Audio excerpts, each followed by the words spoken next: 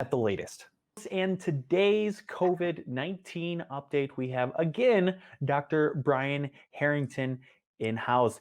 Brian, how are you doing? I'm great. Hey, good morning, Eric. Good morning. Thank you so much, Doctor, for joining us again. We really appreciate you being on here. I've seen personally some numbers are on the decline. This is really interesting and good news, isn't it?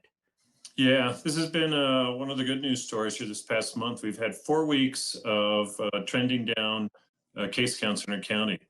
In fact, this last week we had 0 reported cases.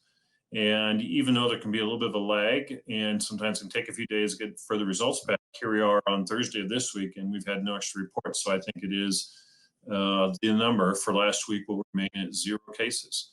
And that's been a wonderful trend over the past month, and it certainly sets us up nicely to be starting with school opening. There's been a process of people understanding what's going on at the schools, how does it work if you try to do online learning at home. I think every family kind of makes their own assessment of what works best for their children, but we haven't seemed to have had any major glitches yet. And with that 0 case count and continued low prevalence in our community, we aren't seeing any cases yet in the schools. So that's good. That's our goal, and that's what we want to have happen. I know my daughter's a high school student, so last week they had orientation stuff, and this week she's been on her class schedule. So as an example, she's in class on Mondays and Tuesdays every week, and then she's in class on Friday every other week. So they've reduced the amount of interaction students have, and she's also doing quite a bit of her learning still online in addition to in person. I feel like before we hit the record button, you were telling me about this story about contact tracers that weren't really contact tracers. Can you please inform our community on what we talked about? Yes, we're fortunate in our community to have professional contact tracers, and I really do use that word deliberately. Our contact tracers now they've all been trained. Most of them have been doing it for quite some time, and they really do an outstanding job. I read stories about communities around the U.S. who have very inadequate contact tracing. We have had robust contact tracing throughout most of this pandemic, and I believe that contributes to the good situation we have here in Steamboat because we stop a lot of these infections before they can spread further. Our contact tracers follow a protocol. They have a checklist.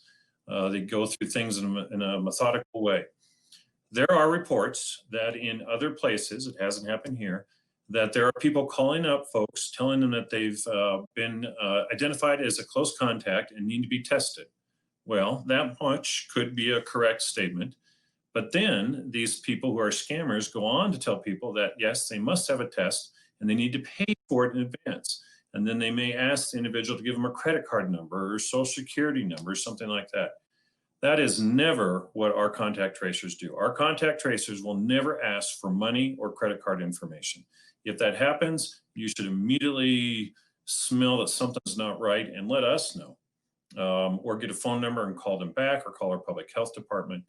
But nobody who's doing contact tracing should be asking you for money or a credit card. And our contact tracers go through a professional process. Sorry there, I had to switch cameras on you, but I did want to ask you a question. A couple weeks back, we reopened the 11th hour of the day for the bars. We had to close our bar doors at 10 p.m., but now we're open until 11.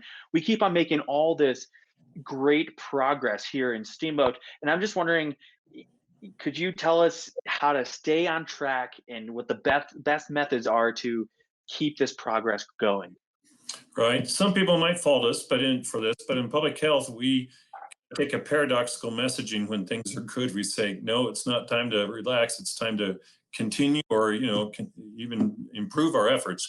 So we've had the bars staying open a little bit later. We've had schools starting up here in the past couple of weeks, and we'll have Labor Day weekend coming up. All of these are, kind of changes in our environment that could increase the risk of transmission.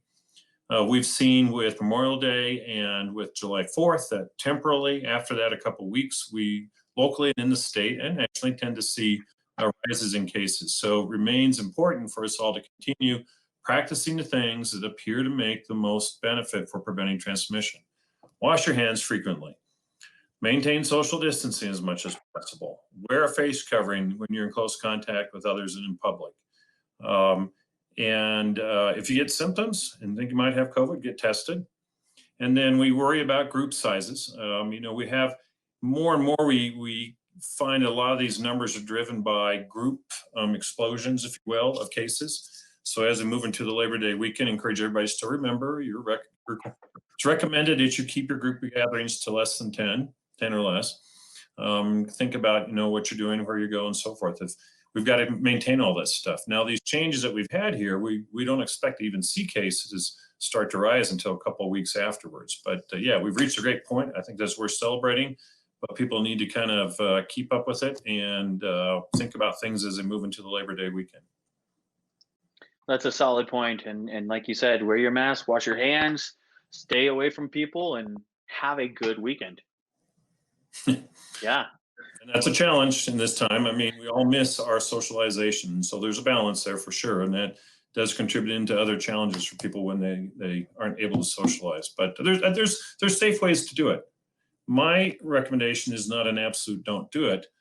I recommend that people consider when they're going to do it. And if they're doing group gatherings, there are safer ways of doing it than others. Totally.